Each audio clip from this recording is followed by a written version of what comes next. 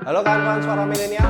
Ya, kali ini saya Remo Adi Pradana kembali lagi hadir untuk menjelaskan tulisan yang lagi-lagi bukan saya yang menulis, tapi tulisan dari kontributor kita Vaksus Hemangal yang orangnya itu tidak pernah mau kita undang untuk menjelaskan terkait tulisannya.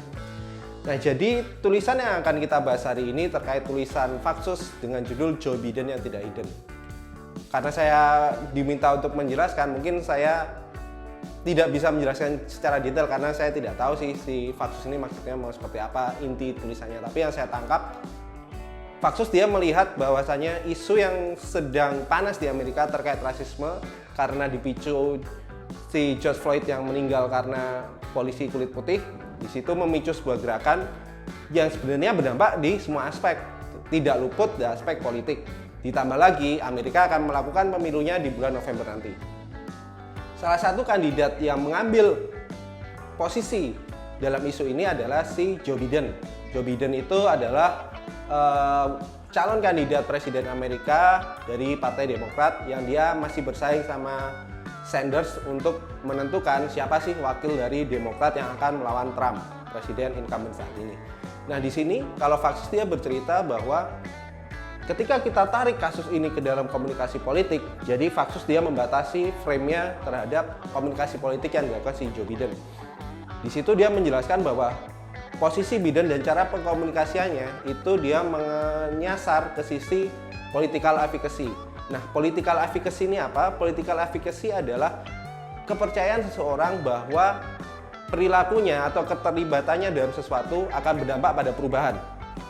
Nah, untuk kasus politik, perubahan itu pasti didorong oleh kandidat. Dalam artian karena Amerika mengosong asas keterwakilan, jadi mewakili karena demokrasi itu kan mewakili.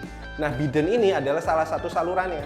Nah, advocacy ini diarahkan bahwa ketika aku akan memilih Biden, dia akan membawa isu yang aku anggap bermasalah untuk diubah dan diselesaikan, khususnya isu rasisme.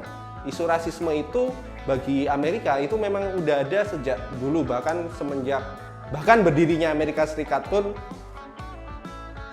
sangat erat hubungannya dengan etnis atau permusuhan antar etnis.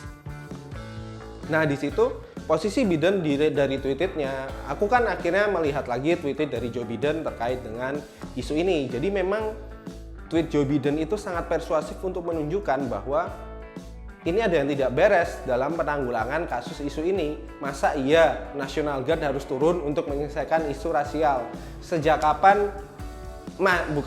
Mau sampai kapan senjata itu akan diturunkan untuk menyelesaikan masalah-masalah sosial, konflik-konflik secara horizontal, masa harus diselesaikan secara militer, seperti itu, kasarnya seperti itu. Dan ditambah lagi, posisi isu ini muncul memberi ruang bagi Biden untuk kembali membidikkan sasaran tembaknya ke kebijakan-kebijakan Trump yang tidak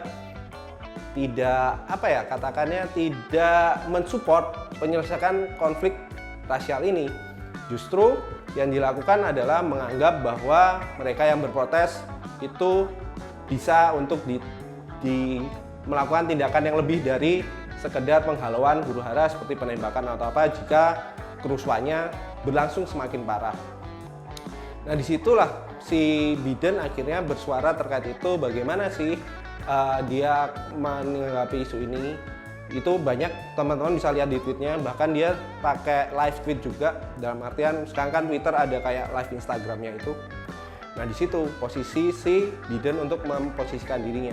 Nah, kalau kita lihat tulisan Vaksus mengatakan dia memprediksi bahwa jika Biden konsisten dengan cara ini, dia akan bisa memenangkan kontestansinya. Namun pertanyaan dari Vaksus yang menggantung di sini adalah apakah iya si Biden akan menyuarakan itu ketika dia terpilih? Itu baru bisa kita saksikan ketika dia memang akan menang, terpilih setelah November. Dan itu adalah hal lain, dan Vaksus berjanji akan membahas hal itu di tulisan berikutnya. Ya, jadi sekian pembahasan kita terkait tulisan Vaksus Hemangal. Tulisan yang menarik, teman-teman bisa akses di Suara Milenial. Salam Milenial.